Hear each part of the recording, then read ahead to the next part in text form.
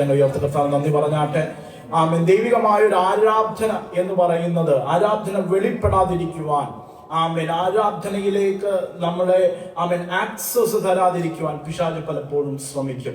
നമ്മളെ ഡിസ്ട്രാക്ട് ചെയ്യാൻ ശ്രമിക്കും. ഒരു ഫോണായിരിക്കാം, ഒരു മെസ്സേജ് ആയിരിക്കാം, ഒരു പക്ഷേ സൗണ്ട് സിസ്റ്റത്തിന്റെ പ്രശ്നമായിരിക്കാം. പല രീതിയിലാണ് ഒരു ഡിസ്ട്രാക്ഷൻ ക്രിയേറ്റ് ചെയ്യുന്നത്. കാരണം ഒരു ഡിസ്ട്രാക്ഷൻ ഉണ്ടായാൽ ഡിസ്റ്റൻസ് ഉണ്ടാവും. With every distraction distance happens. എനിക്കറിയത്തില്ല, നിങ്ങൾ എപ്പോഴെങ്കിലും ആരുടെയെങ്കിലും വണ്ടിയുടെ പുറകിൽ ഫോളോ ചെയ്ത് ഒരു യാത്രയിൽ ഒരു ഡെസ്റ്റിനേഷനിൽ എത്താൻ ആഗ്രഹിച്ചിട്ടുണ്ടെങ്കിൽ ആ വണ്ടിയുടെ പിന്നാലെ നിങ്ങളിങ്ങനെ യാത്ര ചെയ്യുകയാണ്. എന്നാൽ എപ്പോഴെങ്കിലും ആരെങ്കിലും ഒരാളെ ഇടയ്ക്ക് കയറി വന്ന് ഒരു ട്രാഫിക് സിഗ്നൽ വന്നു കഴിഞ്ഞാൽ, ഒരു ഡിസ്ട്രാക്ഷൻ സംഭവിച്ചു കഴിഞ്ഞാൽ, മുമ്പിൽ നമ്മൾ ഫോളോ ചെയ്തുകൊണ്ടിരുന്ന വണ്ടി പിന്നെ കാണാനില്ല. അല്ലെങ്കിൽ നോക്കുമ്പോൾ വളരെ അകലത്തിലാണ് ആ വാഹനം പിന്നെ സഞ്ചരിക്കുന്നത്.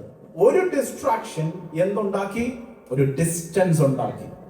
അങ്ങനെയാണ് പലപ്പോഴും ദൈവ സാന്നിധ്യത്തിൽ നമ്മൾ ആരാധിക്കാൻ കടന്നു വരുമ്പോൾ നമ്മൾ പോലും അറിയാത്തൊരു കാര്യമാണ്, ഒരു ചെറിയൊരു വിഷയം മതി ആ ആരാധനയുടെ ആക്സസിൽ നിന്ന് ഒരു ഡിസ്ട്രാക്ഷൻ ക്രിയേറ്റ് ചെയ്ത് ഡിസ്റ്റൻസിലേക്ക് നമ്മളെ കൊണ്ടുവരുന്നത്. അതുകൊണ്ട് ദൈവത്തോട് നമ്മൾ പ്രാർത്ഥിക്കേണ്ട വലിയൊരു കാര്യമാണ്, കർത്താവേ, നമ്മൾ അതുകൊണ്ട് ആരാധന ആരംഭിക്കുമ്പോൾ നമ്മൾ പറയുന്നത് എന്താണ്? ഡിസ്ട്രാക്ഷൻസ് ഒന്നും ഉണ്ടാകാൻ പാടില്ല കർത്താവേ. നമ്മുടെ ഈ കാലഘട്ടത്തിൽ UK പശ്ചാത്തലത്തിലായതുകൊണ്ട് നമ്മൾ നമ്മുടെ കുഞ്ഞുങ്ങളെ ഒന്നും കൂടുതൽ സഭാപരമായി അല്ലെങ്കിൽ ആരാധനയുടെ കാര്യങ്ങളിൽ കർശനമായി കൂടുതൽ കാര്യങ്ങളൊന്നും പറയാറില്ല. എന്നാൽ നാട്ടിലെ ആരാധന കൂടിയിട്ടുള്ള ദൈവമക്കൾക്കറിയാം, കുഞ്ഞുങ്ങളോട് പറയും കണ്ണടച്ചിരിക്കണം. എന്തിനാ ഈ കണ്ണടച്ച് ആരാധിക്കുന്നതും പ്രാർത്ഥിക്കുന്നതും? എനിക്ക് ഓർമ്മയുണ്ട്, മുംബൈയിൽ ഒരു ആരാധനയ്ക്ക്, ഒരു പ്രാർത്ഥനയ്ക്ക്, ഒരു ഉപവാസ പ്രാർത്ഥനയ്ക്ക് പ്രസംഗകൻ എന്നെ വിളിച്ചപ്പോൾ അവിടെ ചെന്നപ്പോൾ അവിടെ ഒരു അച്ഛനുണ്ട്. എല്ലാവരോടും കണ്ണടയ്ക്കാൻ പറഞ്ഞാലും ഈ അച്ഛൻ കണ്ണടയ്ക്കത്തില്ല. ഈ അച്ഛൻ കണ്ണും തുറന്നിരിക്കും. അച്ഛൻ പറയുന്നത് ഇതാണ്, ഞാനൊക്കെ കണ്ണടച്ചിട്ട് നിങ്ങൾക്കൊക്കെ ഇവിടെ എന്ത് ചെയ്യാനാ? എനിക്ക് കാണണം. പലപ്പോഴും നമ്മൾ ആ രീതിയിൽ ഒരു സ്പെക്ടേറ്റർ ആയിട്ടാണ് കണ്ണടയ്ക്കത്. എനിക്കെല്ലാം കാണണം, അറിയണം, അറിയണം, കാണണം, അനുഭവിക്കണമെന്നാണ് ഞങ്ങളും ആഗ്രഹിക്കുന്നത്. പക്ഷെ അതിന് നിങ്ങളുടെ കോപ്പറേഷൻ വേണം. എന്താണ് കോപ്പറേഷൻ? കണ്ണടച്ച് അപ്പാ എന്ന് വിളിക്കുമ്പോൾ മറ്റെല്ലാ വിഷയത്തിൽ നിന്നും ഏകാഗ്രത ദൈവത്തിന് മാത്രം കൊടുത്ത് ദൈവമേ എന്ന് വിളിക്കുമ്പോൾ ആ ദൈവം എൻ്റെ പ്രാർത്ഥനയ്ക്ക്, എൻ്റെ നിലവിളിക്ക്, എൻ്റെ പാട്ടിന്, എൻ്റെ ഗീതങ്ങൾക്ക്, എൻ്റെ ഓരോ പ്രാർത്ഥനയുടെ ശബ്ദത്തിന് ദൈവം എന്ത് ചെയ്യും? കാത് നൽകാനിടയായി തീരും. ആമേൻ. അതുകൊണ്ട് തന്നെ തുടർച്ചയുള്ള ഇനിയുള്ള സമയം ദൈവവചനത്തിലേക്ക് നമ്മൾ പോകുകയാണ്. നിങ്ങളുടെ ശ്രദ്ധയെ ഞാൻ ചോദിക്കുകയാണ്. മറ്റെല്ലാ വിഷയവും ഒന്ന് മാറ്റി വെച്ച് അല്പം സമയം മാത്രമേ ഞാൻ വചനത്തിൽ നിന്ന് സംസാരിക്കത്തുള്ളൂ. ഫോൺ എടുത്ത് കയ്യിൽ വച്ചിരിക്കുന്ന ആരെങ്കിലും ഉണ്ടെങ്കിൽ ഫോൺ എടുത്ത് നിങ്ങൾ ഉപയോഗിക്കുന്നതിൽ എനിക്കൊരു കുഴപ്പമില്ല. ഞാനും ഒരു മോഡേൺ ന്യൂജൻ പാസ്റ്ററാണെന്ന പലരും പറയുന്നത്. ന്യൂ ജനറേഷൻ പാസ്റ്റർ ആയതുകൊണ്ട് ഫോൺ ഉപയോഗിക്കുന്നതിൽ ഒരു തെറ്റുമില്ല. പക്ഷെ ഫോൺ എടുത്ത് കൈവെക്കുന്ന ദൈവമക്കൾ, ഫോണിനകത്തൊരു ആപ്ലിക്കേഷൻ ഉണ്ട്, നോട്ട്സ്. അത് ഓപ്പൺ ചെയ്ത് ഞാൻ പറയുന്ന എല്ലാ പ്രസംഗങ്ങളും എല്ലാ വാക്യങ്ങളും എഴുതാൻ തുടങ്ങണം. പ്രസംഗം കഴിയുമ്പോൾ എന്നെ വന്ന് കാണിച്ചിട്ട് പറയണം, പാസ്റ്റർ ഇവിടെയൊക്കെ പാസ്റ്റർ തെറ്റിയിട്ടുണ്ട്, അടുത്ത പ്രാവശ്യം എന്ത് ചെയ്യണം? ശരിയാക്കണം. അപ്പം ഫോൺ യൂസ് ചെയ്യുന്ന എല്ലാവരോടും ഞാൻ പറയുകയാണ്, മീറ്റിംഗ് കഴിയുമ്പോൾ ഞാൻ വന്ന് നിങ്ങളുടെ ഫോണിന്റെ നോട്ട്സ് ഒന്ന് കാണും. ഞാൻ വിശ്വസിക്കുന്നത് നിങ്ങൾ പ്രസംഗം എഴുതും എന്നാണ് ഞാൻ വിശ്വസിക്കുന്നത്. സ്തോത്രം. എൻ്റെ കൂടെ ഉണ്ടോ? ഒരു ഹല്ലേലൂയ പറഞ്ഞു. ഒരിക്കൽ കൂടെ കടന്നു വന്നിരിക്കുന്ന എല്ലാ ദൈവമക്കളെയും ഓർത്ത് കർത്താവിന് നന്ദി പറയുന്നു. നമ്മുടെ ചിന്തയെ യോശുവയുടെ പുസ്തകത്തിലേക്ക് തിരിക്കാം. യോശുവയുടെ പുസ്തകം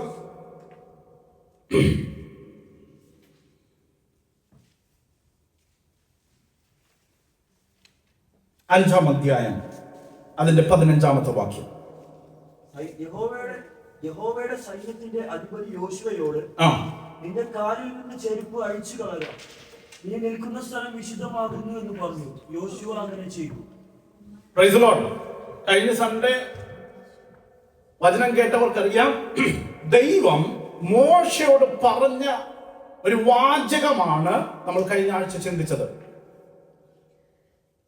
ഹോരേബിലേക്ക് കയറി വരുന്ന മോശയോട് ദൈവത്തിന്റെ ആത്മാവ് മുൾപ്പടർപ്പ് കത്തുമ്പോൾ മുൾപ്പടർപ്പിലൂടെ ദൈവം സംസാരിക്കുന്നത് എന്താണ്? മോശയോട്, നീ നിൽക്കുന്ന സ്ഥലം വിശുദ്ധ സ്ഥലമായതുകൊണ്ട് നീ എന്ത് ചെയ്യണം? കാലിൽ കിടക്കുന്ന ചെരുപ്പ് അഴിച്ചു കളയണം. ഇതാ വർഷങ്ങൾക്ക് ശേഷം ഇതാ ദൈവത്തിന്റെ ചീഫ് ഓഫ് ക്യാപ്റ്റൻ ആണ് ഇംഗ്ലീഷിൽ എഴുതിയിരിക്കുന്നത്. അദ്ദേഹം പറയുന്ന പദം ഇങ്ങനെയാണ് യോശുവയോട്. ആമേൻ. മോശ ലീഡറായിരുന്ന മോശയുടെ സക്സസർ ആണ് യോശുവ. ഈ യോശുവയോട് തന്നെ ദൈവത്തിന്റെ ദാസൻ പറയുകയാണ്, നീ നിൽക്കുന്ന ഈ ഭൂമി വിശുദ്ധമായതുകൊണ്ട് കാലിൽ കിടക്കുന്ന ചെരുപ്പ് അഴിച്ചു മാറ്റണം. യോശുവയുടെ പുസ്തകം 1-ാം അധ്യായത്തിൽ തൊട്ട് നമ്മൾ വായിച്ച് പഠിക്കുമ്പോൾ നമുക്ക് മനസ്സിലാകുന്ന ഒരു കാര്യമുണ്ട്. നമ്മുടെ ജീവിതവുമായിട്ട് വളരെയധികം താരതമ്യം ചെയ്ത് പഠിക്കുവാൻ കഴിയുന്ന ഒരു പുസ്തകമാണ് യോശുവയുടെ പുസ്തകം. യോശുവ എന്ന് പറയുന്ന വ്യക്തിയെ തന്നെ പഠിക്കുമ്പോൾ പുതിയ നിയമത്തിൽ 2000 വർഷങ്ങൾക്ക് മുമ്പേ ഇറങ്ങി വന്ന യേശു ക്രിസ്തുവിന്റെ ഒരു പരിച്ഛായയായി നിൽക്കുന്ന ഒരുവനാണ് യോശുവ. സ്കോളേഴ്സ് പറയുന്ന പദം ഇങ്ങനെയാണ്, the smaller Joshua and the greater Joshua. യേശു ക്രിസ്തുവിനെ കുറിച്ച് അതിസംബോധന ചെയ്ത് പറയുകയാണ് the greater Joshua. അപ്പോൾ ഈ യോശുവയെ കുറിച്ച് പഠിക്കേണ്ടത് വലിയ വിലയേറിയതായ ഒരു കാര്യമാണ്. 1-ാം അധ്യായം 1-2 വാക്യത്തിലേക്ക് നമ്മൾ കടന്നു വരുമ്പോൾ ഇതാ ദൈവം ഇറങ്ങി വന്ന് യോശുവയോട് മുഖാമുഖമായി സംസാരിക്കുന്ന പദങ്ങളാണ് നമ്മൾ കാണുന്നത്. ആമേൻ. നമുക്കറിയാം, മോശ പർവ്വതത്തിലേക്ക് കയറിപ്പോയി അവിടെ വെച്ച് താൻ മരിക്കുകയാണ്. ദൈവം തന്നെ മോശയുടെ ശരീരത്തെ അടക്കുകയാണ്. വചനം അങ്ങനെയാ പഠിപ്പിക്കുന്നത്. ആരാണ് അടക്കിയത്? ദൈവം തന്നെ. ജനത്തിന് വിട്ടുകൊടുത്തില്ല. പുരുഷാരത്തിന്, ഈ വലിയ സമൂഹത്തിന് മോശ എന്ന് പറയുന്ന വലിയ പ്രതിഭയുടെ ശരീരത്തെ വിട്ടുകൊടുക്കാതെ ദൈവം പറയുകയാണ്, യവനെ നിങ്ങൾക്ക് ഇനി ഞാൻ കാണാൻ തരികയില്ല. യവന്റെ ജീവിതം, യവന്റെ ശുശ്രൂഷയും എല്ലാം എനിക്കുള്ളതായതുകൊണ്ട് അവൻ എവിടോട്ട് പോയി? കാരണം എന്താ? ഈ ജനം മൊത്തം 6 ലക്ഷത്തിൽ പരം ജനം ഈ മോശയുടെ ശരീരത്തിന് വേണ്ടി എന്ത് ചെയ്തേനെ? യുദ്ധം വരെ ചെയ്തേനെ. കാരണം അതുപോലെ തേജസ് അനുഭവിച്ച, തേജസ് കണ്ട, ദൈവികമായ മഹത്വം ദർശിച്ച ഒരു ദൈവഭക്തനായിരുന്നു മോശ. എന്നാൽ മോശയുടെ വേർപാടിന്റെ ദുഃഖം ആചരിക്കുന്ന ജനം ഈ ദുഃഖത്തിൽ നിന്ന് കരകയറാൻ അവർക്ക് സാധ്യമാകുന്നില്ല. നമ്മുടെ ജീവിതത്തിലും ചില നഷ്ടങ്ങൾ സംഭവിക്കുമ്പോൾ ആ നഷ്ടത്തിൽ നിന്ന് കരകയറാൻ നമുക്ക് പലപ്പോഴും സാധ്യമാകുന്നില്ല. ആ വേദനയിൽ, ആ അതീതിലേക്ക് നോക്കി, ആ പാസ്റ്റിലേക്ക് നോക്കി, അയ്യോ കർത്താവേ നഷ്ടപ്പെട്ടു പോയല്ലോ, കൈവിട്ടു പോയല്ലോ എന്ന് ചിന്തിച്ച് കരഞ്ഞ് നിലവിളിച്ച് പ്രാർത്ഥിക്കുന്ന വിഷയങ്ങളുണ്ടെങ്കിൽ ഞാൻ ഒരു കാര്യം പറയാം. ദുഃഖം ആചരിച്ചുകൊണ്ടിരിക്കുന്ന ജനത്തിന് വേണ്ടി ഇതാ യോശുവയുടെ പുസ്തകം 1-ാം അധ്യായം വിളിച്ചു പറയുന്നത് ഇങ്ങനെയാണ്: ദൈവം ഇറങ്ങി വന്നു.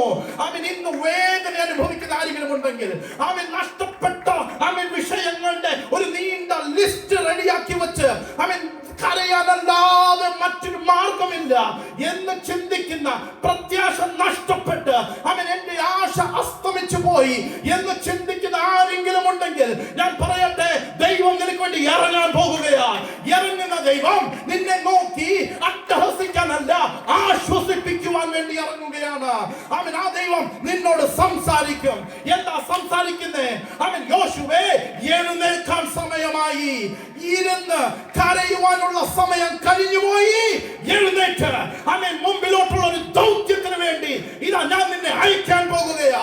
വിശ്വസിക്കുന്ന ജനം കരങ്ങളെ അടിച്ചു പറ, ദൈവം എനിക്ക് വേണ്ടി ഇറങ്ങാൻ പോകുകയാ. ആ ദൈവം ഇറങ്ങുക മാത്രമല്ല, എന്നെ അയക്കാൻ പോകുകയാ. മോശയ്ക്ക് വേണ്ടി ഇറങ്ങിയ ദൈവം യോശുവയ്ക്ക് വേണ്ടി ഇറങ്ങുകയാണ്. ആ ഇറങ്ങിയ ദൈവം പറയുകയാണ്, യോശുവേ, നീയാണ് അടുത്ത ലീഡർ. ഒരു ലീഡറിന് വേണ്ടി നീ കാത്തിരിക്കണ്ട.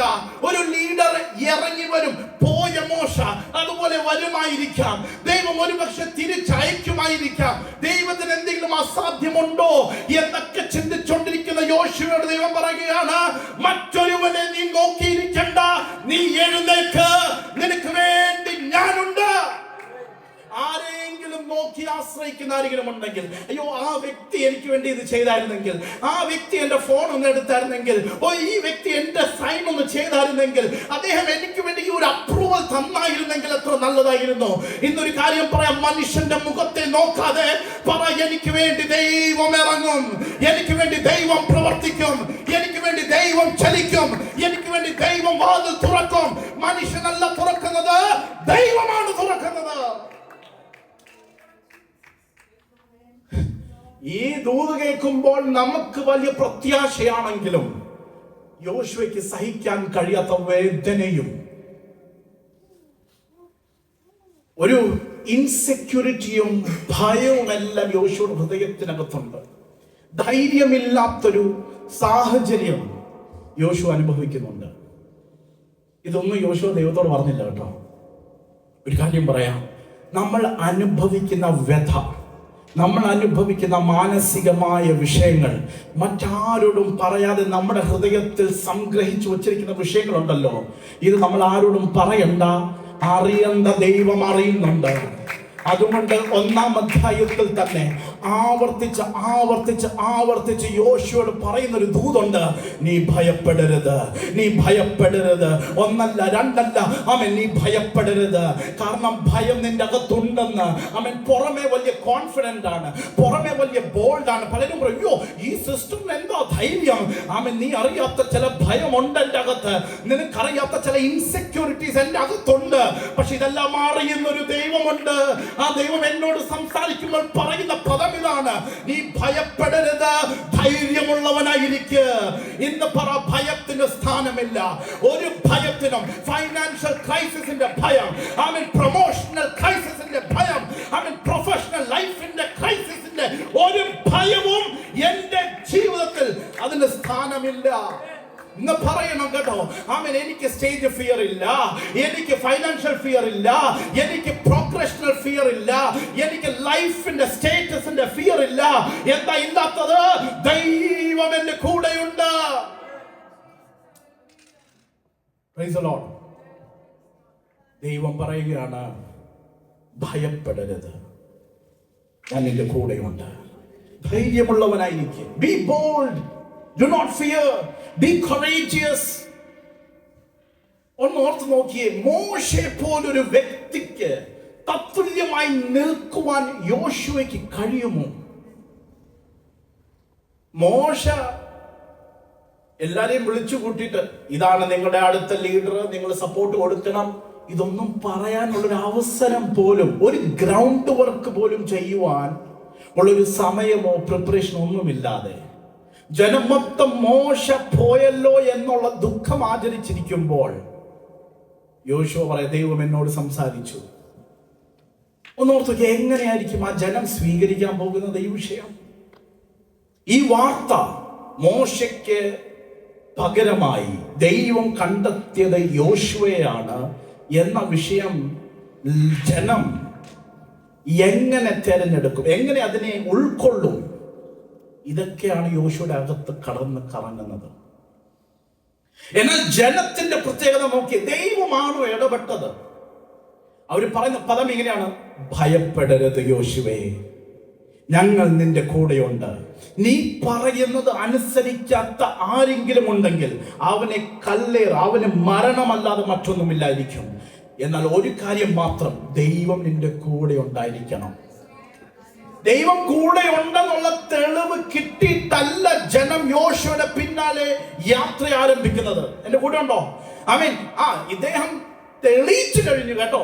ഇദ്ദേഹത്തിന് ശുശ്രൂഷയുണ്ടെന്നും കൃപയുണ്ടെന്നും ഒക്കെ തെളിയിച്ചു കഴിഞ്ഞിട്ടല്ല ജനം യോശുവയെ വിശ്വസിക്കുന്നത്. ഒറ്റ കാര്യം, ദൈവം എന്നോട് സംസാരിച്ചു.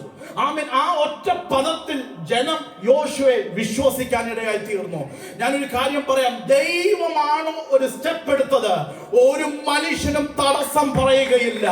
ആമേൻ. അവർക്ക് വിശ്വസിക്കാൻ ഒന്നും നമ്മൾ കൊടുത്തില്ലെങ്കിലും വിശ്വസിക്കേണ്ടവർ വിശ്വസിച്ചിരിക്കും. ഇന്നും ആമേൻ ദൈവ സന്നിധിയിൽ കടന്നു വന്ന് എന്തെങ്കിലുമൊക്കെ തെളിവ് കാണിക്കുക കർത്താവേ, ഞാൻ വിശ്വസിക്കാം എന്ന് പറയുന്നവരെ അല്ല ദൈവം നോക്കുന്നത്. ദൈവമാണോ പറഞ്ഞത്? അങ്ങനെയാണെങ്കിൽ ഞാൻ വിശ്വസിക്കുന്നുണ്ട്. അവൻ ദൈവമാണോ പറഞ്ഞത്? അങ്ങനെയാണെങ്കിൽ ഞാനുണ്ട് പാസ്റ്ററേ എന്ന് പറയുവാൻ കഴിയുന്ന അവൻ ദൈവമക്കളെ ഓർത്ത് ഞാൻ ദൈവത്തിന് നന്ദി പറയുകയാണ്. ദൈവം പറയുകയാണ് യോശുവയോട്, മോശയിലൂടെ തന്നൊരു വാഗ്ദത്തമുണ്ട്. ആ വാഗ്ദത്തം നിന്നിലൂടെ നേടിയെടുക്കാൻ പോകുകയാണ് ഈ ജനം.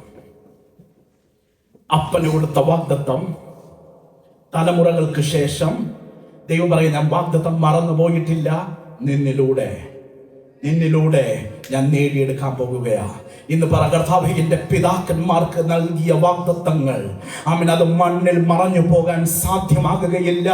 ദൈവം എന്നിലൂടെ അത് ചെയ്തെടുക്കണം. എൻ്റെ അപ്പന് ചെയ്യാൻ കഴിയാത്ത ശുശ്രൂഷകൾ എന്നിലൂടെ അങ്ങ് ചെയ്യണം കർത്താവേ. എൻ്റെ അമ്മയ്ക്ക് നേടാൻ കഴിയാത്ത കാര്യങ്ങൾ എന്നിലൂടെ അങ്ങ് ചെയ്യണമേ കർത്താവേ. എൻ്റെ പേരൻസിന്, എൻ്റെ ബ്രദറിന്, എൻ്റെ സിസ്റ്ററിന്, എൻ്റെ ദേവദാസന്, എൻ്റെ സഭയ്ക്ക് കഴിഞ്ഞ നാളുകളിൽ ചെയ്യാൻ കഴിയാത്ത പോയ വിഷയങ്ങൾ എന്നിലൂടെ, എന്റെ കുഞ്ഞുങ്ങളിലൂടെ, എന്റെ ചെറുപ്പക്കാരിലൂടെ കർത്താവേ അങ്ങ് ചെയ്തെടുക്കണമേ എന്ന പ്രാർത്ഥന ഇന്ന് ഈ ആലയത്തിൽ നിന്ന് പുറത്തേക്ക് വരട്ടെ. ഒരു വാഗ്ദത്ത ദേശമുണ്ട്. 3-ാം അധ്യായത്തിലേക്ക് കടന്നു വരുമ്പോൾ ദൈവം പറയുകയാണ്, യോർദാൻ കടക്കണം. യോർദാൻ കടക്കണം.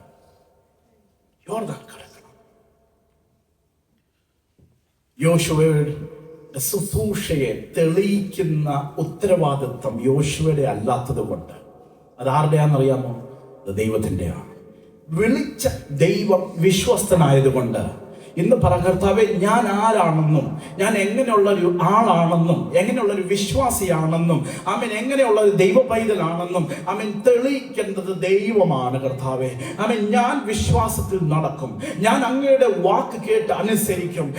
ഇവൻ നല്ലവനാണോ, ഇവൻ ചീത്തയാണോ, ഞാൻ എന്നെ തന്നെ തെളിയിക്കാൻ, എന്നെ തന്നെ പൊക്കുവാൻ, എന്നെ തന്നെ ഇങ്ങനെ എക്സോൾട്ട് ചെയ്യുവാൻ അല്ല എൻ്റെ പ്ലാൻ.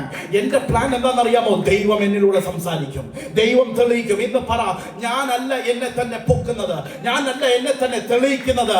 പല ചോദ്യങ്ങൾ എന്റെ മുമ്പിലുണ്ട്, പക്ഷെ തെളിയിക്കുന്നത് ദൈവമാണ്. ദൈവം പറയുക, യോശുവേ, വിശ്വാസം ജനത്തിന് വരണമെങ്കിൽ ഒരു യോർദാനിലൂടെ നീ കടന്നു പോകണം.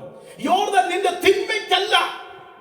ഇന്നൊരു കാര്യം പറയാം, ഞടിക്കുന്ന തിരുമാലകളെ നോക്കി പറയണം, ഇതെന്റെ തിന്മയ്ക്കല്ല, ഇത് ദൈവം ചിലത് തെളിയിക്കാൻ ആഗ്രഹിക്കുന്നുണ്ട്. കഴിഞ്ഞ നാളുകളിൽ വന്ന രോഗമുണ്ടല്ലോ, ആ രോഗം എന്റെ തിന്മയ്ക്കല്ലെന്ന് അത് ദൈവത്തിന് ചിലത് തെളിയിക്കാനുണ്ട്. ചില ബുദ്ധിമുട്ടുകൾ വന്നത്, ചില പ്രശ്നങ്ങൾ വന്നത്, ചില വേദനകൾ കടന്നു വന്നത്, ചില വാതിലുകൾ ദൈവം അടച്ചത്, അതൊന്നും എന്റെ തിന്മയ്ക്കല്ല, അതെല്ലാം ദൈവം ചിലത് തെളിയിക്കാൻ ആഗ്രഹിച്ചു. എന്റെ കുടുംബത്തിൽ അത് സംഭവിച്ചപ്പോൾ, എന്റെ വ്യക്തിപരമായ ജീവിതത്തിൽ ചില വിഷയങ്ങൾ സംഭവിച്ചപ്പോൾ അവർ പറഞ്ഞു, അയ്യോ കണ്ടയവനെ. എന്നാൽ ദൈവം പറയുകയാണ്, അതെല്ലാം ഞാൻ ചിലത് തെളിയിക്കാൻ ആഗ്രഹിക്കുന്നത് കൊണ്ടാണ്. ഇന്ന് നിന്റെ ജീവിതത്തിന് നേരെ വന്ന യോർദാനെ നോക്കി പറ, ദൈവം ചിലത് തെളിയിക്കാൻ ആഗ്രഹിക്കുന്നുണ്ട്. ഹല്ലേലൂയ. യോശുവ വന്ന് നിൽക്കുകയാണ്. ദൈവം പറഞ്ഞു, എന്താ ചെയ്യേണ്ടത്? നിയമപ്പെട്ടകം എടുത്ത് പുരോഹിതന്മാർ ഈ യോർദാനിൽ എന്ത് ചെയ്യണം? കാലെടുത്ത് വെക്കണം.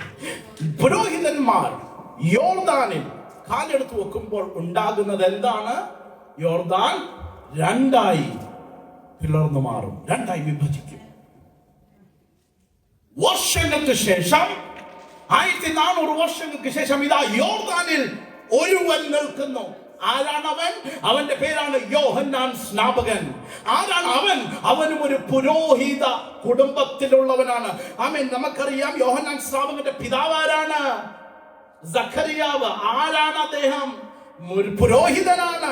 പുരോഹിതന്റെ മകൻ, അതായത് ലേവി ഗോത്രത്തിലെ തന്നെ ഒരു പുരോഹിതൻ ഇതാ വർഷങ്ങൾക്ക് ശേഷം, 1400 വർഷങ്ങൾക്ക് ശേഷം ഇതാ യോർദാൻ വെള്ളത്തിൽ, യോർദാന്റെ നദിക്കകത്ത് ഒരുവൻ നിന്ന് സുവിശേഷം പ്രസംഗിക്കുകയാണ്. അന്ന് ഇതുപോലെ ജനം കടന്നു വന്നപ്പോൾ ഇതാ ഇവിടെ ഒരുവൻ കടന്നു വന്നു. ഇവർക്ക് വേണ്ടി, വർഷങ്ങൾക്ക് മുമ്പേ ഇവർക്ക് വേണ്ടി യോർദാന്റെ വെള്ളമാണ് ദൈവം രണ്ടായിട്ട് വിഭജിച്ചിട്ട് ഉണ്ടായിട്ടുണ്ടെങ്കിൽ വർഷങ്ങൾക്ക് ശേഷം വെള്ളമല്ല ദൈവം ഡിവൈഡ് ചെയ്ത് തെളിയിച്ചത്, സ്വർഗത്തെ തന്നെ രണ്ടായി പിളർന്ന് ഇതൊരു ശബ്ദം മുഴങ്ങുകയാണ്, ഇവൻ എന്റെ പ്രിയപുത്രൻ, ഇവനിൽ ഞാൻ പ്രസാദിച്ചിരിക്കുന്നു. ഇന്നൊരു കാര്യം പറയാം, ദൈവം തെളിയിക്കുന്ന പരിപാടി നിർത്തിയിട്ടില്ല, ഇന്നും തെളിയിച്ചുകൊണ്ടിരിക്കുകയാണ്. നീ അനുസരിച്ചാൽ മാത്രം മതി. അന്ന് ദൈവം യോശുവയോട് പറയുന്ന ഒരു പദം ഇതാണ്, നിന്റെ കാലിൽ കിടക്കുന്ന ചെരുപ്പ് അടിച്ചു മാറ്റുക. എന്നാൽ വർഷങ്ങൾക്ക് ശേഷം ഇതാ യോർദാനിൽ തന്നെ നിൽക്കുന്നവൻ വരുവാനുള്ളവനെ നോക്കി പറയുകയാണ്, അവന്റെ കാലിന്റെ ചെരുപ്പ് അഴിക്കുവാൻ ഞാൻ യോഗ്യനല്ല. എന്റെ കൂടെയുണ്ടോ? വെളിപ്പാടിന്റെ ആഗത്യം നോക്കിയേ, ഇതാ ഒരുവൻ വന്ന് നിൽക്കുന്നു. യവന്റെ മുമ്പിൽ യവന്റെ കാലിന്റെ ചെരുപ്പഴിക്കാൻ നമുക്കാർക്കും യോഗ്യതയില്ല.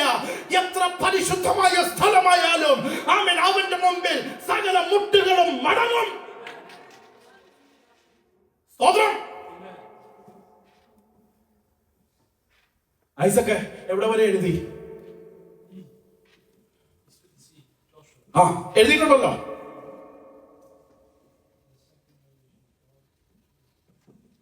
ഒരു ഗ്രേറ്റർ ജോഷുവ, ഗ്രേറ്റർ ജോഷുവ ഇതാ വെളിപ്പെടുകയാണ്.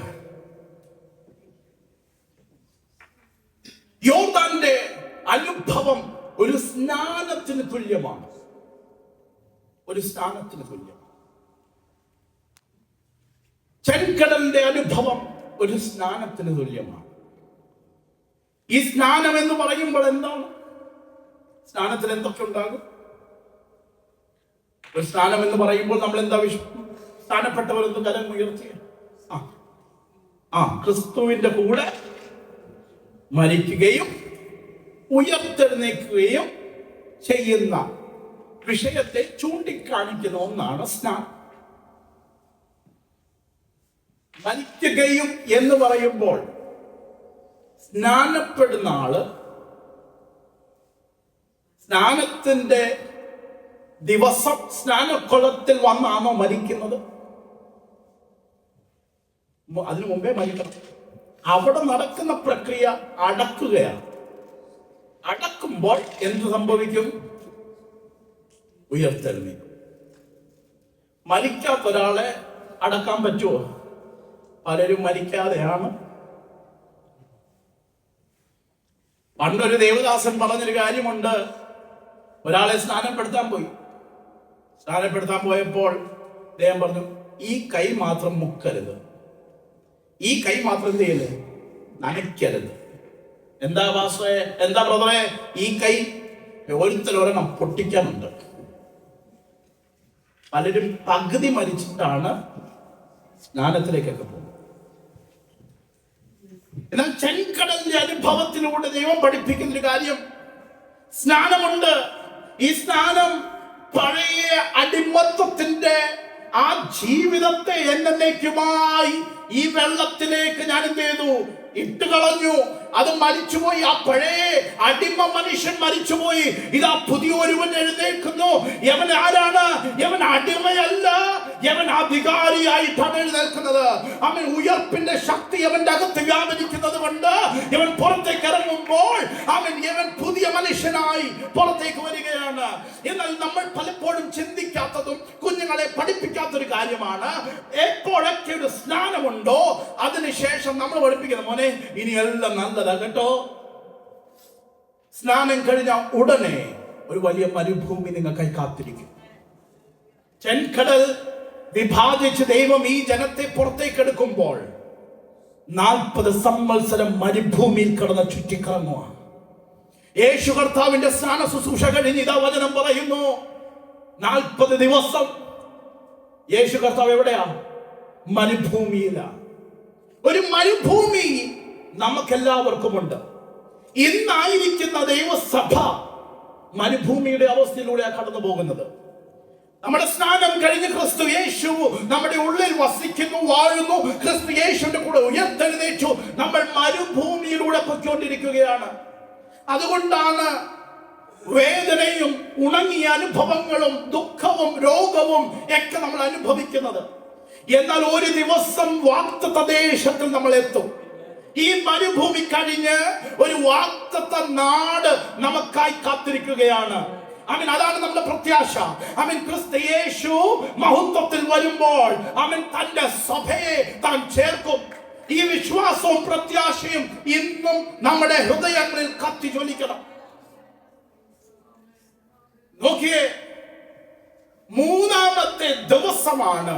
3 ദിവസത്തിന് മുമ്പ് ദൈവം പറയുകയാണ് യോശുവയോട്, അന്ന് എന്ന് യോർദാനിൽ നിൽക്കുമ്പോൾ ഞാൻ നിന്നെ ഉയർത്തും. I will exalt you, I will magnify you. അങ്ങനെയാണ് വചനം എഴുതിയിരിക്കുന്നത്.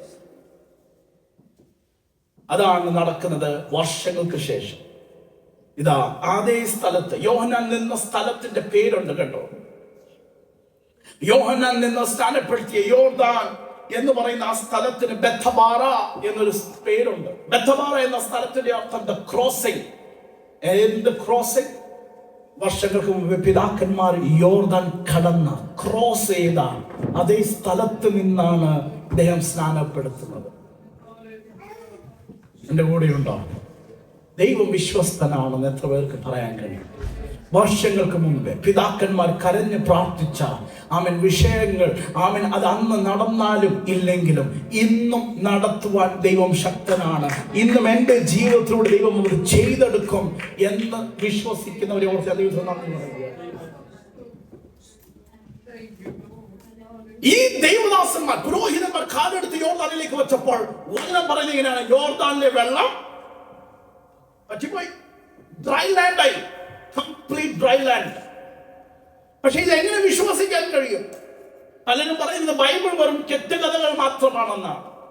എന്നാൽ വചനം തന്നെ പഠിക്കുമ്പോൾ അവിടെ എഴുതി വച്ചേക്കുന്നത് ഈ യോർദാന്റെ വെള്ളം വറ്റിപ്പോയതിന്റെ ഇവര് ഇങ്ങനെ ഡയറക്ഷൻ പിടിച്ചു പോയപ്പോൾ ആദാം എന്ന് പറയുന്ന ഒരു പട്ടണം വരെ ഈ യോർദാന്റെ വെള്ളം എന്ത് ചെയ്തു? ഉണങ്ങിപ്പോയി എന്ന് വചനം പഠിപ്പിക്കുകയാണ്. ആ ആദാം എന്ന് പറയുന്ന ആ പട്ടണം, അന്ന് ആദാമായെന്ന പേരെങ്കിലും ഇന്ന് ആ പേര്, ആ പട്ടണത്തിന്റെ പേരുണ്ട്, അനാമായ എന്നൊരു പേരാണ്. പിന്നീടുണ്ടായ ആമോസ് ന്യൂൾ എന്ന് പറയുന്ന ഒരു ജിയോഫിസിസ്, ഇദ്ദേഹം ഈ സ്ഥലത്ത് പോയി അന്വേഷിക്കാൻ പോയി, കണ്ടെത്താൻ, ഈ ബൈബിളിൽ പറയുന്ന കാര്യങ്ങളൊക്കെ സത്യമാണോ എന്ന് അറിയാൻ വേണ്ടി അദ്ദേഹം കണ്ടുപിടിക്കാൻ വേണ്ടി അവിടെ പോയപ്പോൾ അദ്ദേഹം പറയുകയാണ്, അവിടെ അന്ന് യോശുവയുടെ കാലഘട്ടത്തിൽ ഈ വെള്ളം, യോർദാനിലെ വെള്ളം വറ്റിപ്പോയത് 21 മണിക്കൂറിന് വേണ്ടിയാണെന്ന്. 21 മണിക്കൂറിന് ഈ ലക്ഷ ജനം അങ്ങനെ ഒരുമിച്ച് കടന്നു പോകുവാൻ വേണ്ടി ദൈവം നിർത്തി വെള്ളത്തെ മൊത്തമായി വറ്റിച്ചെന്ന് അവൻ എന്റെ കൂടെയുണ്ടോ? തെളിയിക്കുന്ന ദൈവം, തെളിയിക്കുന്ന ദൈവം. അവൻ ഈ വെള്ളം മൊത്തം വറ്റിപ്പോയി. ഇദ്ദേഹം പറയുകയാണ് എങ്ങനെ സംഭവിച്ചു എന്ന് അതിന്റെ കോസ് കണ്ടുപിടിക്കാൻ നോക്കിയപ്പോൾ ഇദ്ദേഹം പറയുകയാണ് എർത്ത്ക്വേക്കോ ഫയറോ ഉണ്ടായി, എന്തോ ഒന്നുണ്ടായി. പക്ഷെ ഇതിന്റെ ആഫ്റ്റർ എഫക്ട്, അന്നുണ്ടായതിന്റെ ആഫ്റ്റർ എഫക്ട് എന്താണെന്ന് അറിയാമോ? ആമീൻ, 1160 AD 1267 1546 1834 1906 ഇത് പിന്നീടും ആവർത്തിച്ചുകൊണ്ടിരുന്നു. യോർദാനിലെ വെള്ളം വറ്റുന്നത് ഒരു പ്രവണതയായി പിന്നെയും പിന്നെയും കാണാൻ ഇടയായി. ഒരു സൈഡ് എഫക്റ്റ്. അന്ന് ദൈവം ചെയ്തത് വെറുതെ ഒരു കെട്ടുകഥയല്ല എന്ന് തെളിയിക്കുന്ന എവിഡൻസ് ദൈവം തന്നിട്ടാണ്. അതുകൊണ്ട് തന്നെ ഈ ജനത്തോട് ദൈവം പറഞ്ഞു, നിങ്ങൾ ഇവിടുന്ന് അങ്ങോട്ട് പോകുമല്ലോ, പോയി കഴിയുമ്പോൾ ചെയ്യേണ്ട ഒരു കാര്യമുണ്ട്. 12 ഗോത്രത്തിലെ ആൾക്കാരും 12 കല്ലെടുക്കണം. ഈ 12 കല്ലെടുത്തിട്ട് എന്ത് ചെയ്യണം? ഒരു പില്ലറായി നിർത്തണം. എന്തിനാ? വർഷങ്ങൾക്ക് ശേഷം നിന്റെ കുഞ്ഞുങ്ങൾ ചോദിക്കും, അപ്പാ ഈ കല്ല് എന്തിനാ നമ്മളിവിടെ വെച്ചിരിക്കുന്നത്? അന്ന് പറയണം, നിന്റെ പിതാക്കന്മാർക്ക് വേണ്ടി യോർദാനിലെ വെള്ളത്തെ വറ്റിച്ച ഒരു ദൈവമുണ്ട്.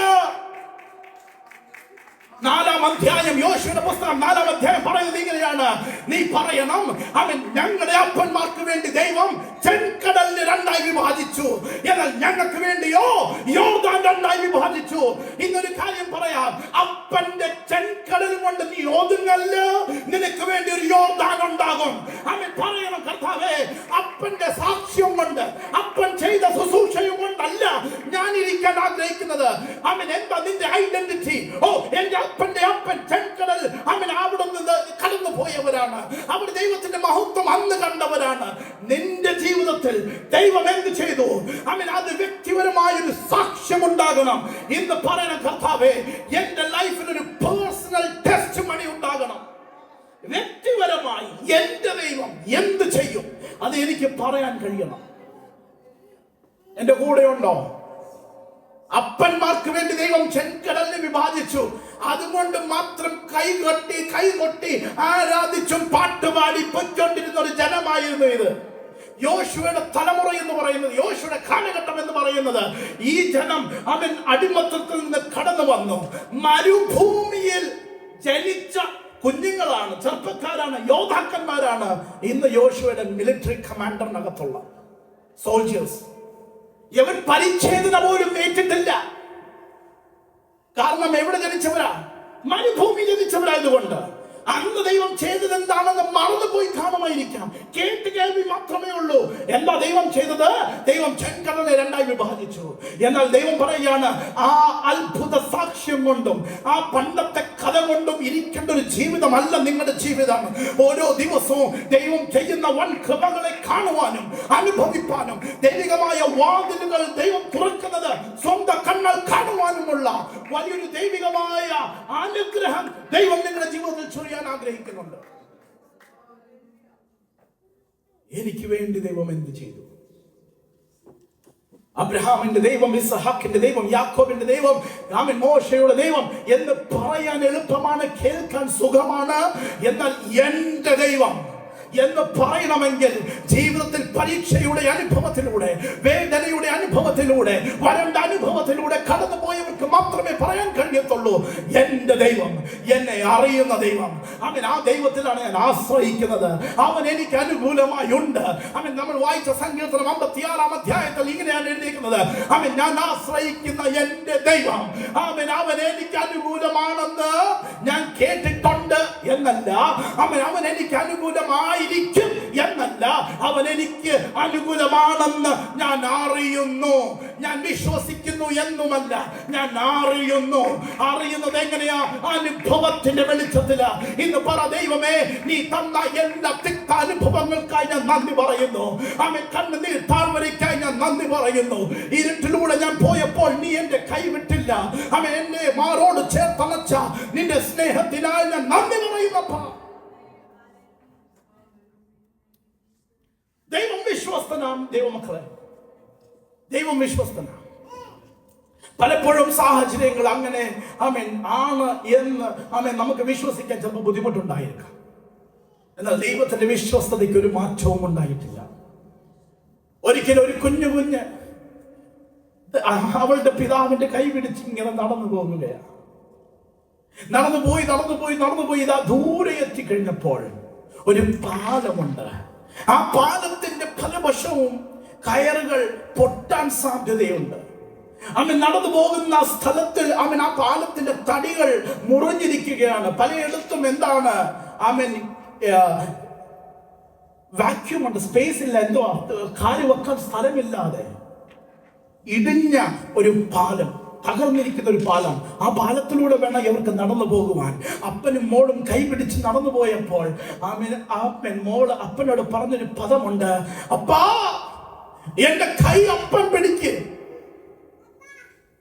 അപ്പം മോള് പറയുകയാണ്, അപ്പൻ പറഞ്ഞു, മോളെ നീ എന്റെ കൈ പിടിച്ചിട്ടുണ്ടല്ലോ,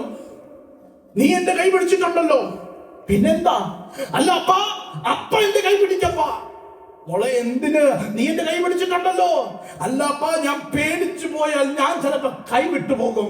പക്ഷെ ഒരു കാലത്തും എന്റെ കൈ വിടാത്ത ഒരപ്പൻ എനിക്കുണ്ട്. ഇന്ന് എത്ര പേർക്ക് പറയാൻ കഴിയും, പലപ്പോഴും ഞാൻ കൈവിട്ടിട്ടുണ്ടപ്പാ. പലപ്പോഴും എന്റെ ജീവിതത്തിൽ ഞാൻ അവിശ്വസ്തത കാണിച്ചിട്ടുണ്ട്. പലപ്പോഴും ഞാൻ എന്റെ വഴിക്ക് പോയിട്ടുണ്ട്. പലപ്പോഴും ഞാൻ പ്രാർത്ഥിക്കാതെ ഇരുന്നിട്ടുണ്ട്. പലപ്പോഴും ആരാധിക്കാൻ വന്നിട്ട് ആരാധിക്കാതെ ഇരുന്നിട്ടുണ്ട്. എന്നാൽ ഇന്ന് പകൽ എനിക്ക് ഒരു കാര്യം പറയാൻ കഴിയും, ഒരു കാലത്തും മാറാത്തവനായി എല്ലായ്പ്പോഴും എന്റെ ജീവിതത്തിൽ നന്മ മാത്രം ചെയ്ത ഒരുവനുണ്ടെങ്കിൽ അത് ഞാൻ സേവിക്കുന്ന എന്റെ ദൈവമാണ്. അപ്പാ, നീ എന്റെ കൈവിടരുത്. യോർദാനിന്റെ അനുഭവം കഴിഞ്ഞു ഇതവർ വന്ന് നിൽക്കുന്നത് യെരിഹോ മതിലിന് മുമ്പിലാണ്. യെരിഹോ മതിലിന്റെ മുമ്പിൽ വന്ന് നിൽക്കുകയാണ്. അതിനു മുമ്പേ യോശുവ ചെയ്തൊരു കാര്യമുണ്ട് കേട്ടോ. He was A very good strategist. അദ്ദേഹം രണ്ടുപേരെ വിളിച്ചിട്ട് പറഞ്ഞു, നിങ്ങൾ എവിടെ പോണം? ദേശം മൊത്തം ഒറ്റ നോക്കണം. എന്ത് നോക്കണം? ഒറ്റ നോക്കണം. എന്തിനാണ്? സ്പൈ ആയിട്ട് രണ്ടുപേരെ വിടുക. എന്റെ കൂടെ ഉണ്ടോ? FBI-യും റോയും ISI-യും ഒക്കെ തുടങ്ങുന്നതിന് മുമ്പേ ബൈബിളിൽ യോശുവ തുടങ്ങിയ സംഭവമാണ് spy. National security, national intelligence security ആയിട്ട് ഇതാ ഇവർ രണ്ടുപേര് പോവുകയാണ്. യെരിഹോ എന്ന് പറയുന്ന പട്ടണം, യെരിഹോ പദത്തിന്റെ അർത്ഥം തന്നെ ദ സിറ്റി ഓഫ് ഫാം, അതായത് വെൽത്തിയസ്റ്റ് പട്ടണം. വാഗ്ദത്ത ദേശം പിടിച്ചെടുക്കണമെങ്കിൽ ഈ പട്ടണം പിടിച്ചെടുത്തു കഴിഞ്ഞാൽ വാഗ്ദത്ത ദേശം മൊത്തം യോശുവയുടെ കൈ വരുമെന്ന് യോശുവയ്ക്ക് അറിയാം. ദ മോസ്റ്റ് ഫോർട്ടിഫൈഡ് സിറ്റി ആണ് ഏത്? ജെറിക്കോ, യെരിഹോ എന്ന് പറയുന്നത് വെൽത്തിയസ്റ്റ് സിറ്റി. അതുകൊണ്ട് തന്നെ ഏറ്റവും കൂടുതൽ പ്രൊട്ടക്റ്റഡ് ആണ്, സെക്യൂരിറ്റി ടൈറ്റ് ആണ്, ഭയങ്കര ടൈറ്റ് ബോർഡർ ആണ്, ഇമിഗ്രേഷൻ ഭയങ്കര സ്ട്രിക്റ്റ് ആണ്. ഈ രണ്ടുപേരോട് പറഞ്ഞു, നിങ്ങൾ പോയി ന്യൂസ് എല്ലാം തിരിച്ചു കൊണ്ടുവരണം. ഒന്നും അറിയാത്തൊരു രാജ്യത്ത്, ശത്രുദേശത്തിലെ രണ്ടുപേര് ചെന്നു കഴിഞ്ഞാൽ ആരെങ്കിലും വീട്ടിൽ സ്വീകരിക്കുമോ? ഇല്ല. ഒരേ ഒരു സ്ഥലത്തെ പോകാൻ കഴിയത്തുള്ളൂ. അതെവിടെയാണ്? ഒരു വേശ്യയുടെ വീട്ടിൽ. കാരണം അവൾക്ക് ഏത് രാജ്യക്കാരനാണെന്നോ ആരാണോ ഇതൊന്നൊരു വിഷയമല്ല. സ്ട്രേഞ്ചേഴ്സ് ഒരു വിഷയമല്ല, അവർ വെൽക്കം ചെയ്യും. അതുകൊണ്ട് തന്നെ ബൈബിൾ പറയുന്നു, ഈ രണ്ടുപേര് പോയത് റഹാബ് എന്ന് പറയുന്ന വേശ്യയുടെ വീട്ടിലേക്ക് പോവുകയാണ്. അവിടെ ചെന്നു, അവിടെ എത്തി, ന്യൂസ് എല്ലാം കിട്ടി. ന്യൂസ് എല്ലാം കിട്ടിക്കഴിഞ്ഞപ്പോൾ ഇവരെത്തിയ ന്യൂസ് അവരുടെ നാഷണൽ ഇന്റലിജൻസിന് കിട്ടി. അവരെല്ലാവരും കൂടെ വന്നു റഹാബിനെ പിടിച്ചു. റഹാബിനോട് പറഞ്ഞു, നിന്റെ വീട്ടിൽ വന്നിരിക്കുന്ന രണ്ടുപേരുണ്ട്, ആ രണ്ടുപേരെ ഞങ്ങൾക്കതാ വിട്ടതാ. റഹാബ് പറഞ്ഞു, എന്റെ വീട്ടിൽ അങ്ങനെ ആരും വന്നിട്ടില്ല. വന്നായിരുന്നു, അവർ പോയി. അവരെന്തിനാ വന്നതെന്നൊന്നും എനിക്കറിയത്തില്ല. അവര് പോയി. എന്റെ കൂടെ ഉണ്ടോ? അവര് പോയി. എന്താ രാഹാബേ നീ ഇങ്ങനൊരു കള്ളം പറഞ്ഞത്?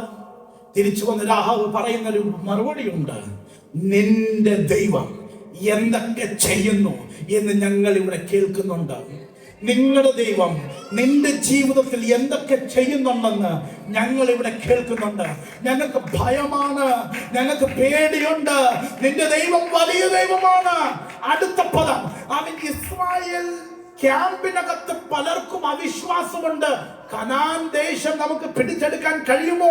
അവിടെ മല്ലന്മാരല്ലേ ഉള്ളത് എന്നുള്ള അവിശ്വാസം അവർക്കുള്ളപ്പോൾ ഇതാ ആ നാട്ടിലെ ഒരു വേശ്യ സ്ത്രീ പറയുകയാണ്, നിന്റെ ദൈവം ഈ രാജ്യം പിടിച്ചെടുക്കുമ്പോൾ, നിന്റെ ദൈവം ഈ രാജ്യം നിന്റെ കയ്യിൽ തരുമ്പോൾ എന്നെയും എന്റെ കുടുംബത്തെയും ഓർക്കണമേ.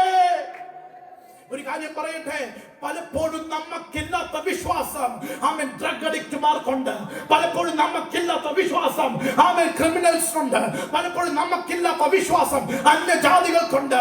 അവരെല്ലാം നമ്മുടെ ജീവിതത്തിൽ നോക്കിയിട്ട് പറയുകയാണ്, നീ പോലും അറിയാതെ ദൈവം ചലിക്കുന്നുണ്ട്, ദൈവം നിന്റെ ജീവിതത്തിൽ കാര്യങ്ങൾ ചെയ്യുന്നുണ്ട്, ദൈവം നിനക്ക് വേണ്ടി വഴികളെ തുറക്കുന്നുണ്ട്. അവൻ ഇന്ന് കണ്ണ് തുറന്ന് കാണാ, ദൈവം ചെയ്യുന്ന പ്രവർത്തനങ്ങളെയും പ്രവൃത്തിയെയും ഇന്ന് കണ്ണ് തുറന്ന് കാണാ. അവൻ സ്വന്തം മനസ്സിനോട് പറ, ആത്മാവിനോട് പറ, പ്രാണനോട് പറ, അവൻ ദൈവം ചെയ്യുന്നത് കണ്ണടച്ചിരിക്കാനല്ല, കണ്ണ് തുറന്ന് കാണാം. എനിക്ക് വേണ്ടി ദൈവം ഒന്നും ചെയ്യുന്നില്ല കേട്ടോ. എന്താണെന്ന് അറിയത്തില്ല, എനിക്ക് വേണ്ടി ദൈവം ഒന്നും ചെയ്യുന്നില്ല. ഞാൻ പ്രാർത്ഥിക്കുന്നൊക്കെയുണ്ട്, ഉപവാസം ഇരിക്കുന്നുണ്ട്, പക്ഷെ ദൈവം എനിക്ക് വേണ്ടി ദൈവം ഒന്നും ചെയ്യുന്നില്ല. ഞാൻ പ്രാർത്ഥിക്കുമ്പോൾ മറ്റുള്ളവർക്ക് വേണ്ടി ദൈവം ചെയ്യുന്നുണ്ട്, പക്ഷെ എനിക്ക് വേണ്ടി ദൈവം ഒന്നും ചെയ്യുന്നില്ല. കണ്ണടച്ചിരിക്കാതെ കണ്ണ് തുറന്നൊന്ന് കാണ. ആമേൻ. ഏലിയാവേ കണ്ണു തുറന്നൊന്ന് നോക്കി ദൈവം ചെയ്യുന്നത്. എലീശ ആമേൻ പറയുകയാണ്, കണ്ണു തുറന്ന് നോക്ക്. ഈ ദാസന്റെ കണ്ണൊന്ന് കണ്ണ് തുറക്കാൻ പ്രാർത്ഥിക്ക്. ആമേൻ. ദൈവം ചിലത് ചെയ്യുന്നുണ്ട്, നമ്മൾ പോലും അറിയാതെ ദൈവം ചിലത് ചെയ്യുന്നുണ്ട്. ആമേൻ. ആമേൻ. ഫറവോൻ വിചാരിച്ചു കുഞ്ഞിനെ എടുത്ത് നൈൽ നദിക്കിട്ട് കഴിഞ്ഞാൽ കുഞ്ഞെന്ത് ചെയ്യും? മരിച്ചു പോകും. ആമേൻ. എനിക്ക് ഉണ്ടാവുന്ന ത്രെറ്റ് എല്ലാം തീർന്നു പോകും. പക്ഷെ ദൈവം, ആമേൻ, വലിയ പ്ലാനാണ് ദൈവത്തിന്റെ. ഈ കുഞ്ഞ് വെള്ളത്തിലേക്ക് പോയപ്പോൾ പോകേണ്ടത് തെക്കോട്ടാണ് അല്ലെങ്കിൽ പോകേണ്ടത് വടക്കോട്ടാണെങ്കിലും ദൈവത്തിന്റെ കരം ചലിക്കാൻ തുടങ്ങി. എവിടെയാണോ രാജകുമാരി വന്ന് നിൽക്കാൻ പോകുന്നത് അവിടേക്ക് കൊണ്ടെത്തിക്കാൻ ദൈവത്തിന് അറിയാം. ഇന്ന് പറ, അദൃശ്യ കരങ്ങൾ ചലിക്കുന്നുണ്ട് എനിക്ക് വേണ്ടി. ആമേൻ. മനുഷ്യൻ ചിന്തിക്കുന്നതല്ല, ആമേൻ, ദൈവം എനിക്ക് വേണ്ടി ചെയ്യുന്നത്. ദൈവം എനിക്ക് വേണ്ടി ചെയ്യുന്നത് ഒരു കണ്ണും അത് കണ്ടിട്ടില്ല, ഒരു കാതും അത് കേട്ടിട്ടില്ല, ഒരു ഹൃദയത്തിലും അത് തോന്നിയിട്ടില്ല. ഹല്ലേലൂയ. ആമേൻ. നോക്കിയേ, ഈ പട്ടണത്തിൽ, ആമേൻ, അന്ന കാലഘട്ടത്തിൽ ഈ വേശ്യമാർ താമസിക്കുന്ന, ഈ വേശ്യ വൃത്തം ചെയ്യുന്ന വ്യക്തികൾ താമസിക്കുന്നത് മതിലിലായിരിക്കും, പട്ടണത്തിന്റെ മതിലോട് ചേർന്നിട്ട്.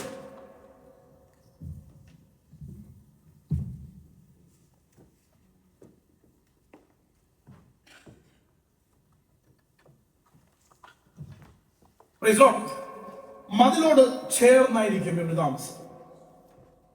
കാരണം പട്ടണവാതിലിലൂടെ കടന്നു വരുന്നവർക്ക് ഇത് എന്താ എളുപ്പമാണ്. അവരുടെ ബിസിനസ്സിനൊക്കെ നല്ലതാണ്. കാരണം പല ഫോറിൻ ആൾക്കാരാണ് കടന്നു വരുന്നത്.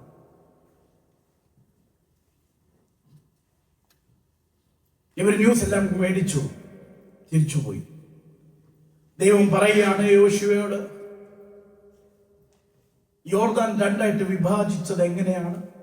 നിയമപെട്ടകത്തിലൂടെ. നിയമപെട്ടകം എന്ന് പറയുമ്പോൾ എന്താണ്? ദൈവത്തിന്റെ മഹത്വം നിറഞ്ഞു നിൽക്കുന്നത്, ദൈവത്തിന്റെ തേജസ് നിറഞ്ഞു നിൽക്കുന്നതാണ് നിയമപെട്ടകം എന്നൊരു കാര്യം പറയാം. ദൈവം യോശുവയ്ക്ക് കൊടുത്തൊരു വാഗ്ദത്തമാണ്.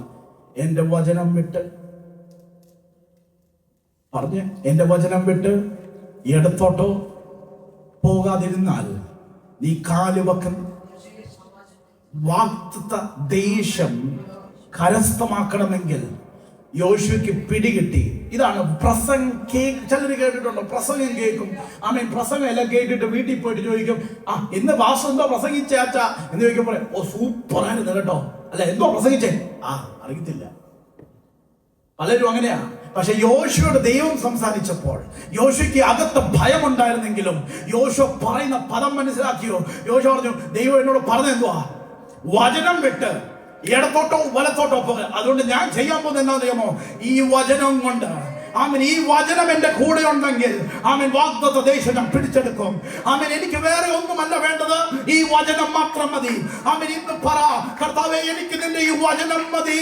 ഈ വചനം ഞാൻ ജീവിതകാലം മൊത്തം ഞാൻ ചുമക്കാൻ തുടങ്ങുമ്പോൾ എനിക്കറിയാം എന്റെ മുമ്പിൽ ഒരു യോർദാനും നിൽക്കത്തില്ല, ഒരു യെരിഹോയും നിൽക്കത്തില്ല. ആമേൻ. എല്ലാം സമഭൂമിയാകും. നോക്കിയേ, യോർദാനിലെത്തിയപ്പോൾ യോശുവ പറഞ്ഞു, ഞാൻ എന്നെ മുമ്പിൽ പോകേണ്ടത് പുരോഹിതന്മാർ. നിയമപ്പെട്ടവും കൊണ്ട് അവർ പോകട്ടെ. യെരിഹോ മതിലിന്റെ അടുത്ത് എന്ന് ദൈവം പറയുകയാണ്, എന്ത് ചെയ്യണം? പുരോഹിതന്മാർ നിയമപ്പെട്ടവും കൊണ്ട് മുമ്പിലോട്ട് പോകട്ടെ. എവരുടെ മുമ്പിൽ? മിലിറ്ററി ഇറക്ക്, ആർമി ഇറക്ക്. ഇവർ വിചാരിച്ചു ഇപ്പോൾ യുദ്ധം ചെയ്യാൻ കഴിയും. നോക്കി, യെരിഹോ എന്ന് പറയുന്ന ഒരു ഫോർട്ടിഫൈഡ് സിറ്റി. ഇതിന് ചുറ്റും ഇവരെന്ത് ചെയ്യാൻ പോവാ? ഒന്ന് പറഞ്ഞേ. ബൈബിളിൽ ദൈവം പറയണം, നിങ്ങൾ പോകണം. ആർമി റെഡിയാണ്, വെപ്പണറി എല്ലാം എടുത്ത് അവർ റെഡിയായി നിൽക്കുകയാണ്. അവിടെ ചെന്നു ദൈവം പറയാണ്, ആരും ഇവർ എല്ലാ യുദ്ധത്തിനും മുമ്പേ വലിയൊരു വാർ ക്രൈ കൊടുക്കണം. വലിയ രീതിയിൽ അലറും. ആ റോറിങ്ങിൽ തന്നെ ശത്രു എന്ത് ചെയ്യും? അതുകൊണ്ടാണ് നമ്മുടെ സഭയിലൊക്കെ പാസ്റ്റർമാരൊക്കെ പറഞ്ഞ വാ തുറന്ന് ദൈവത്തെ ആരാധിക്കാൻ പറയുന്നത്. അതുകൊണ്ടാണ്. കാരണം രാജാവുള്ളിടത്ത് ശാന്തതയല്ല. എന്താണുള്ളത്? ഒന്ന് പറഞ്ഞേ. നമ്മുടെ നാട്ടിലൊക്കെ, ഞങ്ങൾ ഡൽഹിയിൽ നാട്ടിലോട്ട് കേരളത്തിലോട്ടൊക്കെ പോകുമ്പോൾ പണ്ട് അപ്പച്ചനും അമ്മച്ചയൊക്കെ ഉള്ളപ്പോൾ കസിൻസ് എല്ലാവരും കൂടെ വന്നു കഴിഞ്ഞാൽ അപ്പച്ചൻ ഒന്ന് വന്ന് ഇരിക്കാനുള്ള നേരെയുള്ളൂ. അപ്പച്ചൻ വന്നൊന്ന് ഇരുന്നാൽ പിന്നെ അവിടെ ബഹളമാ. നിങ്ങൾ എന്റെ കൂടെ ഉണ്ടോ? ഒരു മരണ വീടല്ല ദൈവത്തിന്റെ ആലയം എന്ന് പറയുന്നത്. അവിടെ ദൈവ സാന്നിധ്യമുണ്ട്, ദൈവം തേജസ്സിൽ കൊണ്ട് ഇറങ്ങുന്നത് കൊണ്ട് അവിടെ ആരും മൗനതയല്ല പാലിക്കുന്നത്. അവിടെ രാജാവ് ഉള്ളത് കൊണ്ട് രാജകോലാഹലമാണ്. അതുകൊണ്ട് ഈ ജനം ഇങ്ങനെ വന്ന് നിൽക്കുക, റെഡി ഫോർ വാർ. വാർ ക്രൈക്ക് വേണ്ടി നിന്നപ്പോൾ യോശുവ മിണ്ടല്ല. മിണ്ടാതെ എങ്ങനെയാ യുദ്ധം ചെയ്യുന്നത്? യുദ്ധം ചെയ്യണ്ട. പിന്നെ എന്തിനാ ഇവിടെ വന്നത്? യുദ്ധം ചെയ്യണ്ട, മിണ്ടാനും പാടും. മിണ്ടാതെ 6 ദിവസം എന്ത് ചെയ്യ? ഓരോ പ്രാവശ്യം ചുറ്റും ഈ പട്ടണം മൊത്തം ചുറ്റാൻ പറയും. 7ാമത്തെ ദിവസം 7 പ്രാവശ്യം ചുറ്റണം. അത് കഴിഞ്ഞ് പുരോഹിതൻ എന്ത് ചെയ്യും? വലിയ കാഹളം ഊതും. അതിനുശേഷം നിങ്ങൾ എന്ത് ചെയ്യണം? വാ തുറന്ന് ഒരു വാർ ക്രൈ കൊടുക്കണം എന്നാണ് ബൈബിൾ പറയുന്നത്. വാർ ക്രൈ. എന്റെ കൂടെ ഉണ്ടോ? എന്തെങ്കിലും സംഭവിക്കുന്ന വിശ്വാസമുണ്ടോ? നമുക്കറിയാവുന്നതുകൊണ്ടല്ലേ? അവർക്കറിയത്തില്ലായിരുന്നു. പക്ഷെ 1-ാം ദിവസം ചുറ്റി. അവർ വിചാരിച്ച എന്തെങ്കിലും നടക്കുമായിരിക്കും. ഇച്ചിരി പോലും അനങ്ങിട്ടില്ല ഈ മതില്. 2ാമത്തെ ദിവസം, 3ാമത്തെ ദിവസം, 4 ദിവസം, 5 ദിവസം, 6 ദിവസം അനുസരണം. അനുസരണം വിശ്വാസത്തിന്റെ പ്രൊഡക്ഷനാണ്, ഫലമാണ്. വിശ്വാസമുണ്ടെങ്കിൽ അനുസരണം വെളിപ്പെടും. എന്റെ കൂടെ ഉണ്ടോ? വിശ്വാസമില്ലെങ്കിൽ അനുസരണം വെളിപ്പെടത്തില്ല. ഇവിടെ ദൈവമുണ്ട്, ദൈവമുണ്ട്, ദൈവമുണ്ടെന്ന് ഞാൻ പറഞ്ഞിട്ട് നിങ്ങൾ അനുസരിക്കണമെന്നുണ്ടെങ്കിൽ നിങ്ങൾ വിശ്വസിക്കണം ദൈവമുണ്ട്. വിശ്വാസം ഇല്ലാത്തതുകൊണ്ടല്ലേ ഇപ്പോഴും ഫോണിൽ കുത്തിക്കൊണ്ടിരിക്കുന്നത്? അല്ലേ? ദൈവമുണ്ടെന്ന് ഞാനിവിടെ ഇന്ന് പറഞ്ഞിട്ട് കാര്യമുണ്ടോ? വിശ്വസിക്കണം. വിശ്വാസം എന്തോ ചെയ്യും? അനുസരണത്തെ പുറത്താക്കും, അനുസരണത്തെ പുറത്തെടുക്കും, അനുസരിക്കും. കാരണം വിശ്വാസമുള്ളത്. ഇവരനുസരിച്ചു. 6 പ്രാവശ്യം ചുറ്റി. 6 പ്രാവശ്യം ചുറ്റി. 7ാമത്തെ ദിവസം 7 പ്രാവശ്യം ചുറ്റി.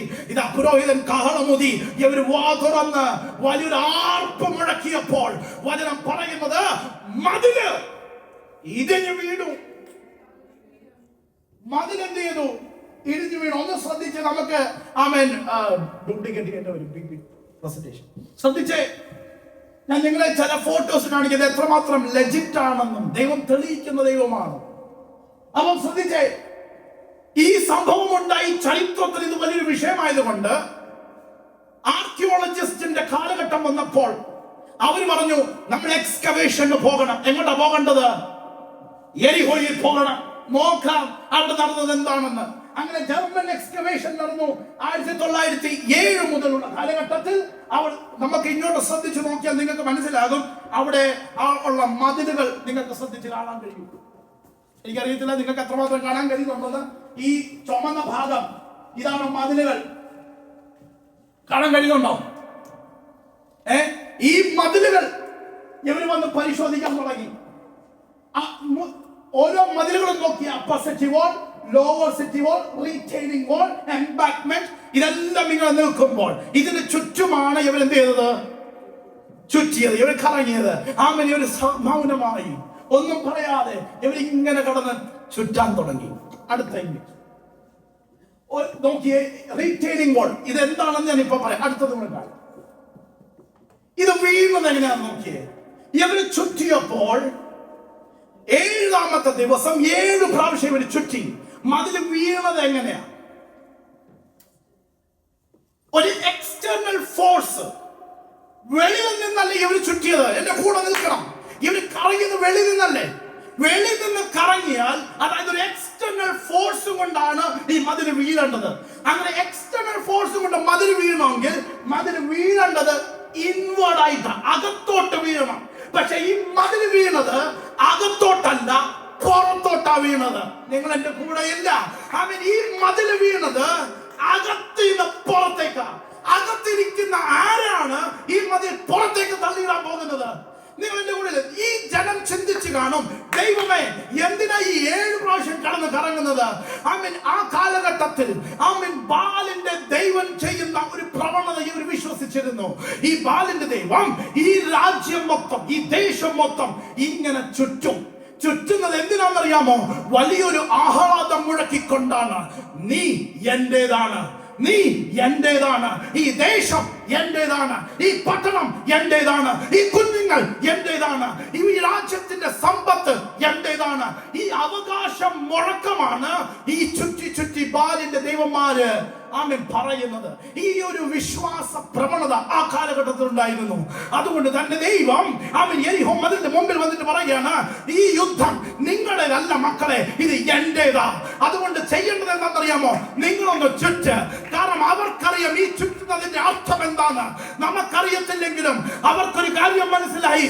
ദൈവം ഡിക്ലെയർ ചെയ്യുകയാ. എന്താ ഡിക്ലെയർ ചെയ്യുന്നത്? യെരിഹോ എന്റേതാ. അകത്തിരിക്കുന്ന ഓരോ വ്യക്തികളും എന്റേതാ. ഈ സമ്പത്ത് എന്റേതാ. വാഗ്ദത്ത ദേശം കനാൻ എന്റേതാ. ഇന്ന് ആത്മാവിൽ വിളിച്ചു പറ, ദൈവം എന്റെ വീടിന്റെ ചുറ്റും ദൈവം ഒന്ന് കറങ്ങട്ടെ. ഓ, എന്റെ കുടുംബത്തിന് ചുറ്റും ദൈവം ഒന്ന് നടക്കട്ടെ. ദൂതന്മാർ നമ്മുടെ സഭയ്ക്ക് ചുറ്റും ഒന്ന് നടക്കട്ടെ. കാർഡിഫിന് ചുറ്റും ദൂതന്മാർ നടക്കട്ടെ. അവൻ യുക്തിക്ക് ചുറ്റും ദൈവം ദൂതന്മാരും നടക്കട്ടെ. ഡിക്ലറേഷൻ എന്താണെന്നറിയാമോ? എന്റേതാണ്. ദൈവം ഓണർഷിപ്പ് ഏറ്റെടുക്കുകയായിരുന്നു. 7 is a number of perfection. പൂർണ്ണതയുടെ സംഖ്യയാണ് 7. 7 പ്രാവശ്യം ചുറ്റി കഴിഞ്ഞപ്പോൾ ഓണർഷിപ്പ് കംപ്ലീറ്റ് ആയി. ഓണർഷിപ്പ് കംപ്ലീറ്റ് ആയി. ദൈവം പറയുകയാണ്, ഇത് എന്റേതായത് കൊണ്ട്. അകത്തിപ്പം ബാലല്ല ഇരിക്കുന്നത്. അകത്താരാണ്? നിങ്ങൾ എന്റെ കൂടെ ഇല്ല. അകത്തിരുന്ന മല്ലന്മാരും അകത്തിരുന്ന ബാലിന്റെ ദൈവനും അവരെ സ്ഥലം വിട്ട് പോയെന്ന് ഒരു പിശാചും അവിടെ ഇല്ല. കാരണം ഓണർഷിപ്പ് ദൈവം ഏറ്റെടുത്തു. നീ പുറത്ത് ചുറ്റുമ്പോൾ അകത്ത് ദൈവം ഓണർഷിപ്പ് ഏറ്റെടുത്തെന്ന്.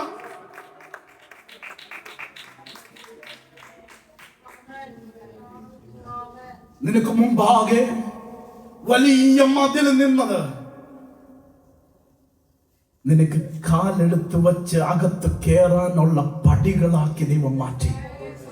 ഇതിലൂടെ ചവിട്ടിയാണ് അവർ അകത്ത് കയറിയത്. നിങ്ങൾ എന്റെ കൂടെയില്ല. The wall that was stopping you, God made a stepping stone for you. ദൈവം അതൊരു സ്റ്റെയർകേസ് ആക്കിയെന്ന്. പടി കയറാൻ, ഉയർച്ചയിലോട്ട് കയറാൻ. ഇന്നലകളിൽ നിന്നെ നിർത്തിയത്, ലിമിറ്റ് ചെയ്ത ഏത് മതിലാണോ ആ മതിലിന്റെ ഓണർഷിപ്പ് ദൈവത്തിന് കൊടുക്കുക. ആമേൻ. ദൈവം ആ മതിലിനെ, ആ വോളിനെ സ്റ്റെയർകേസ് ആക്കി മാറ്റുന്ന വിശ്വസിക്കുന്നവർ പറ, എന്റെ വോള് ഒരു സ്റ്റെയർവേ ആക്കി മാറ്റാൻ പോകുക. ആമേൻ. ദൈവം ഒരു റൺവേ ആക്കാൻ പോവുകയാണ്. ഹല്ലേലൂയ. വാഗ്ദത്ത ദേശത്തിലേക്ക് നടന്നു കയറുവാൻ എങ്ങനെ കയറും? കർത്താവേ, വലിയൊരു മതിലാണല്ലോ. ദൈവം പറയാം, മതിലല്ല മോനെ, ആത്മാവിന്റെ കണ്ണിൽ കാണ്, അതൊരു പടിയാണ്. ആമേൻ. കാലെടുത്ത് വെക്ക്, നിനക്കകത്തേക്ക് പ്രവേശനമുണ്ട്. ഇവർ എക്സ്കവേഷൻ ചെയ്യാൻ തുടങ്ങി. ഈ ആർക്കിയോളജിസ്റ്റ് ഇവര് വന്ന് കണ്ടുപിടിക്കാൻ തുടങ്ങി. ഇദ്ദേഹത്തിന്റെ പേര് ഡോക്ടർ ജോൺ ഗാസ്ട്രോൺ. ഇദ്ദേഹം വലിയൊരു ആർക്കിയോളജിസ്റ്റ് ആയിരുന്നു. ഇദ്ദേഹം പോയി യെരിഹോയിൽ കണ്ടെത്താൻ പോയി. ഇദ്ദേഹം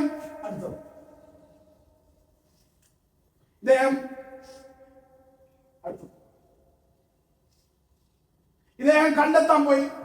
അതെ, അദ്ദേഹം പറയുന്നത്, അദ്ദേഹത്തിന്റെ കണ്ടെത്തൽ അദ്ദേഹം എഴുതി. ഡോക്ടർ ജോൺ ഗാസ്റ്റാങ് 1930 അദ്ദേഹം എഴുതുകയാണ്, in a word, in all material details and indeed the fall of Jericho took place as described in the biblical narrative. ബൈബിളിൽ എഴുതിയിരിക്കുന്നത് പോലെ യെരിഹോ മതിൽ വീണു എന്ന് ആർക്കിയോളജിസ്റ്റ് പോയി എഴുതിയ വാക്കാണ് 1930 നമ്മൾ വായിക്കുന്നത്. അടുത്തത്, the walls fell, shaken apparently by earthquake, and the city was destroyed by fire about 1400 BC. ഈ കണക്കാണെങ്കിൽ കറക്റ്റാണ്. 1400 BC എന്ന കണക്ക് ഇദ്ദേഹം പറഞ്ഞത് കൊണ്ട് എന്താണ് സംഭവം? കറക്റ്റാണ്. യോശുവയുടെ കാലഘട്ടവും ഈ ടൈം പീരീഡും മാച്ചിങ് ആണ്. എന്നാൽ ഇദ്ദേഹത്തിന് ശേഷം പുറകോട്ട് വന്ന കാത്ലീൻ എന്ന് പറയുന്ന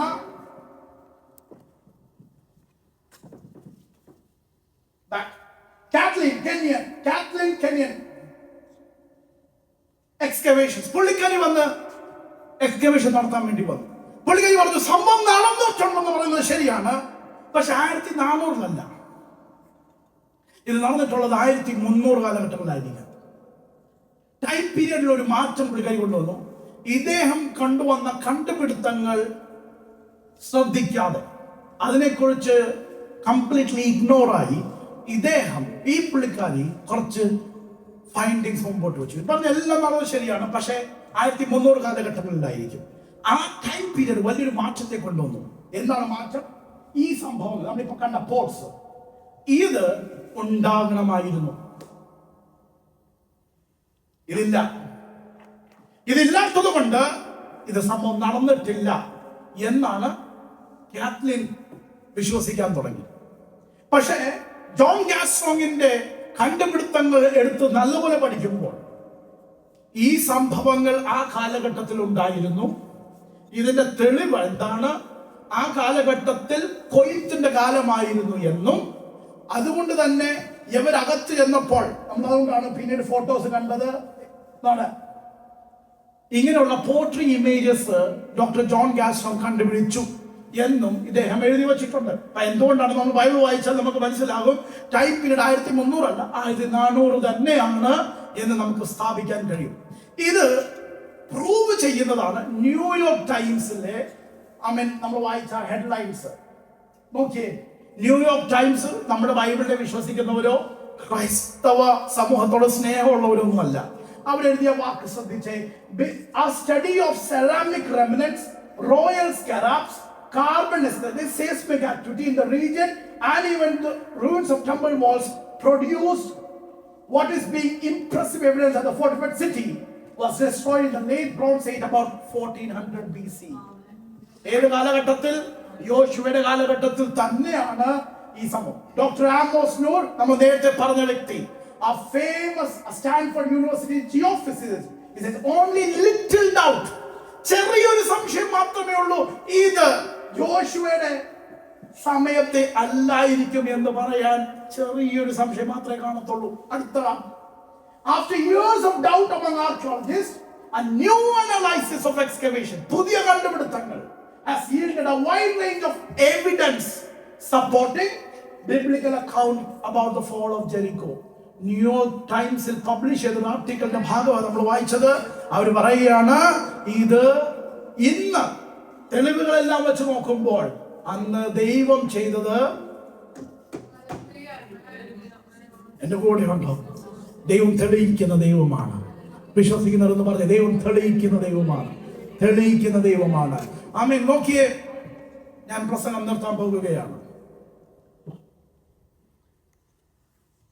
ദൈവമേ, ഈ മതിലെല്ലാം നീ തകർത്ത് കളഞ്ഞാൽ ഒരു സ്ത്രീ ഉണ്ടല്ലോ, ആ സ്ത്രീ പറഞ്ഞാൽ കരുണ കാണിക്കണമേ എന്ന് പറഞ്ഞായിരുന്നു. കർത്താവേ നീ കൂടെയുണ്ട്. ദൈവമേ, ഫോട്ടോ ആ മതിലിന്റെ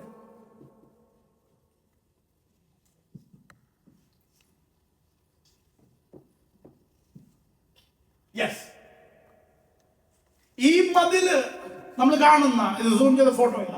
ഈ മതില് കാണുന്നത് ചരിത്രം പറയുന്നത് നമ്മൾ വായിച്ച ഇത്രയും മതിലുകൾ ഉണ്ടല്ലോ, റിട്ടേണിംഗ് വോള്, അപ്പുറത്തെ വോള്, സകല മതിലുകളും ദൈവം ചെയ്തു തകർത്ത് കളഞ്ഞു.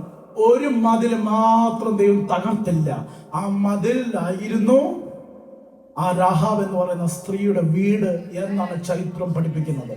ഒരു റെഡ് സ്കാർലറ്റ് ഇടണമെന്നാണ് ഈ രണ്ടുപേര് അവളോട് പറഞ്ഞത്. അവൾ അതുപോലെ അവിടെ ഇട്ടിട്ടുണ്ടായിരുന്നു. അതിന്റെ പാടുകൾ ആ മതിലിൽ ഉണ്ടായിരുന്നു എന്നൊക്കെയാണ് ചരിത്രം പറയുന്നത്. ശ്രദ്ധിച്ചേ, ആ മതിൽ മാത്രം നിന്നു. ദൈവത്തിന് അത്രമാത്രം കൃത്യമായി അറിയാം ഏതൊക്കെ മതിലാണ് ഇടിച്ചു പൊളിക്കേണ്ടത്, ഏതൊക്കെ നിലനിർത്തണമെന്ന് ദൈവത്തിന് നല്ലപോലെ അറിയാം. ഇത് വർഷങ്ങൾക്ക് മുമ്പേ നടന്നതല്ലേ. നമുക്കറിയാം ഗുജറാത്തിൽ വലിയൊരു എർത്ത് നടന്നപ്പോൾ ചുറ്റുമുള്ള പല വീടുകൾ തകർന്നു പോയി. എന്നാൽ ഒരു പള്ളി, ഒരു ചർച്ച് മാത്രം ഇതാ നേരെ നിൽക്കുകയാണ്. ഇത് ദൈവം ഇന്നും ചെയ്യുന്നുണ്ട് കേട്ടോ. ദൈവത്തിന് അറിയാം എത്രമാത്രം പൊളിക്കണം, എന്തൊക്കെ പൊളിക്കണം എന്ന് ദൈവത്തിന് നല്ലപോലെ അറിയാം. ദൈവത്തിന് വേണ്ടി നീ ഇച്ചിരിയെങ്കിലും എന്തെങ്കിലും ചെറുതെങ്കിലും ചെയ്തിട്ടുണ്ടോ? ദൈവം നിന്നെ മറന്നു പോകത്തില്ല. വിശ്വാസത്തോടെ പറ, ദൈവം എന്നെ മറക്കത്തില്ലെന്ന്. ഒരു വേശ്യയല്ലേ, പാപിനിയായ ഒരു സ്ത്രീയല്ലേ, പാപത്തിൽ ജീവിക്കുന്നതും പാപത്തിലൂടെ ജീവിതം മുമ്പോട്ട് നയിക്കുന്നവളുമല്ലേ. ദൈവമേ, അവളെ അങ്ങ് കൊന്നുകളാ എന്ന് പറഞ്ഞാലും ദൈവം പറയുകയാണ്, എല്ലാ അവൾ ചെയ്ത നന്മയ്ക്ക് ഞാൻ പ്രതിഫലം കൊടുക്കുന്ന ദൈവമാണ്. അവളെ മാത്രമല്ല അവളുടെ കുടുംബത്തെയും ദൈവം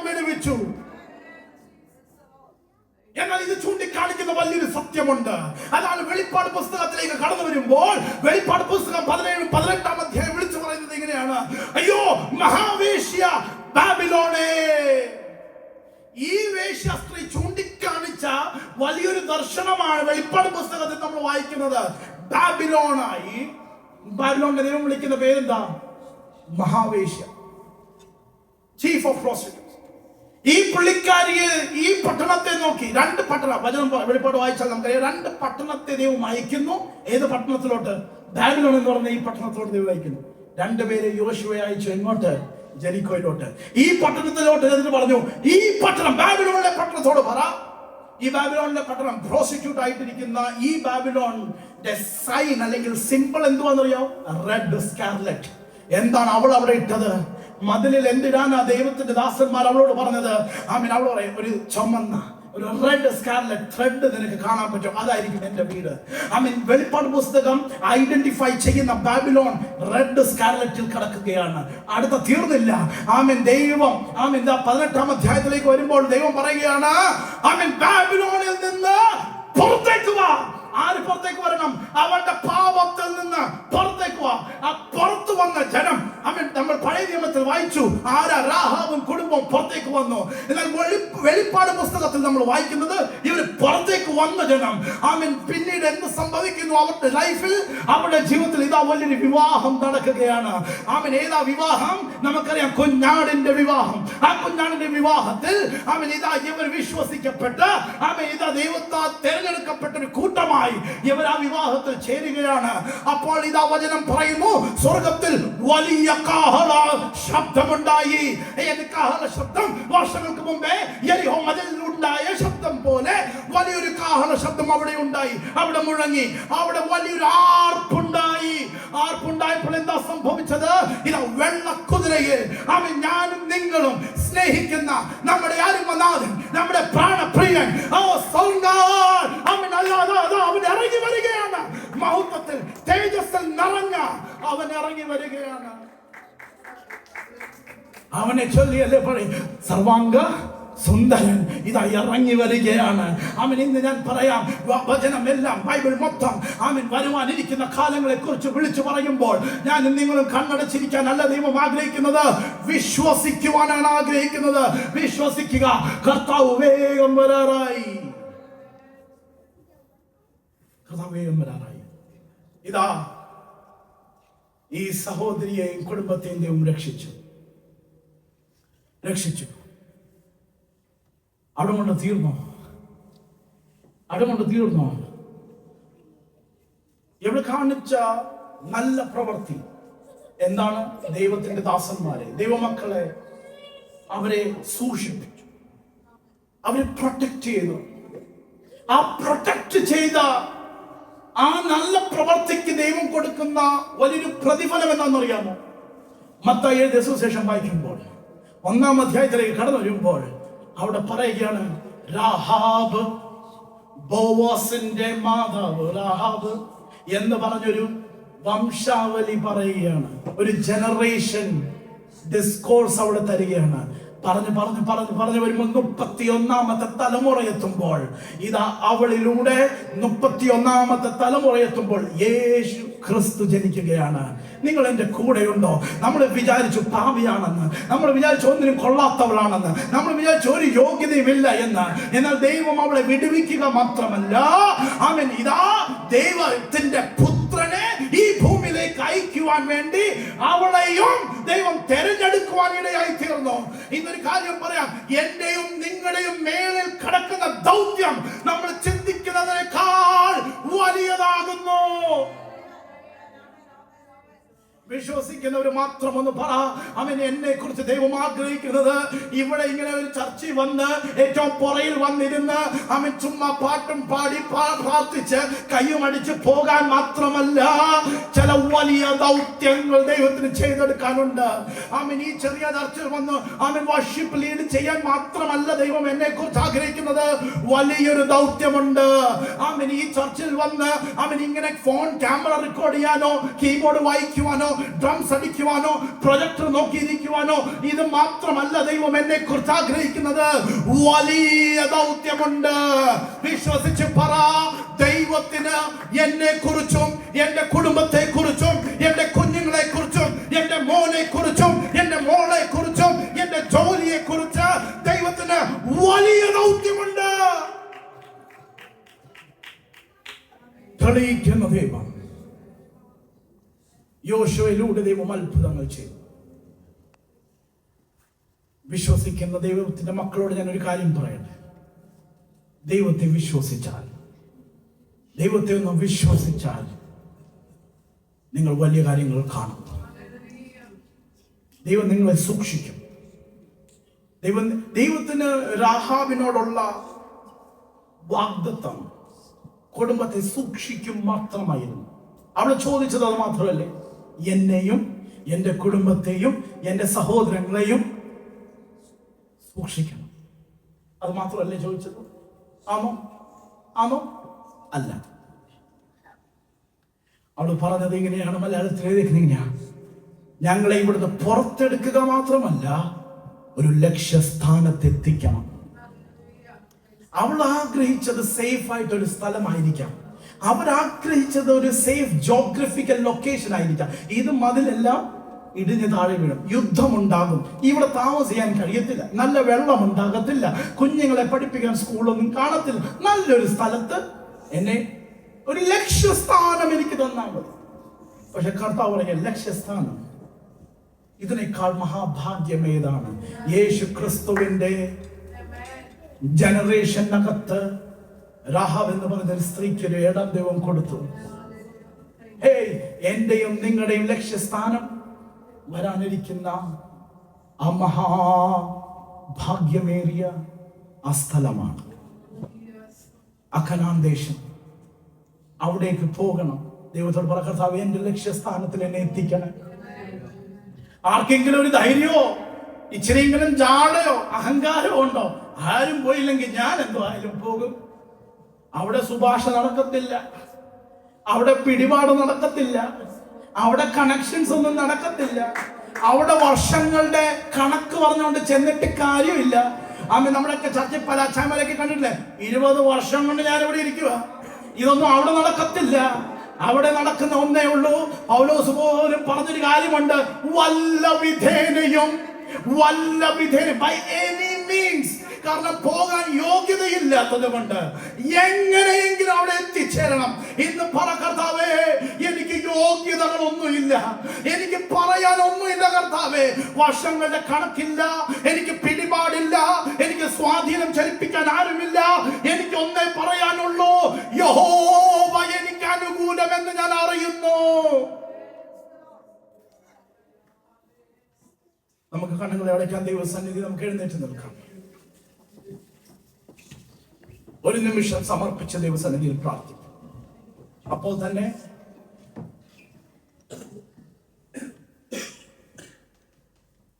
ദൈവത്തോട് പറഞ്ഞ, കർത്താവേ, ഒരു നിമിഷം എല്ലാവരും ഒന്ന് കണ്ണുകളടച്ച് ദൈവത്തോടൊന്നും പ്രാർത്ഥിച്ചു. ഒരു വാക്ക് തെളിയിക്കുന്ന ദൈവം നമ്മൾ വായിച്ചു. ലോകം പറയുകയാണ്, വർഷങ്ങൾക്ക് മുമ്പ് നമ്മുടെ സംഭവത്തെയൊക്കെ അവര് ഇന്ന് എസ്റ്റാബ്ലിഷ് ചെയ്ത് കഴിഞ്ഞു. അങ്ങനെയാണെങ്കിൽ നമ്മൾ പിടിച്ചോണ്ട് നടക്കുന്ന ഈ ബൈബിൾ കെട്ടുകഥയുടെ പുസ്തകമല്ല. ജീവനുള്ള ദൈവം ചെയ്ത പ്രവർത്തികൾ, ഇന്നും ചെയ്യാൻ കഴിയുന്ന ദൈവത്തിന്റെ വചനങ്ങളെയാണ് നമ്മൾ പിടിച്ചോണ്ട് നടക്കുന്നത്. ആ വിശ്വാസം അകത്ത് ഒരു നിമിഷം, ഒരു മിനിറ്റ് ഒന്ന് പ്രാർത്ഥിച്ചേ.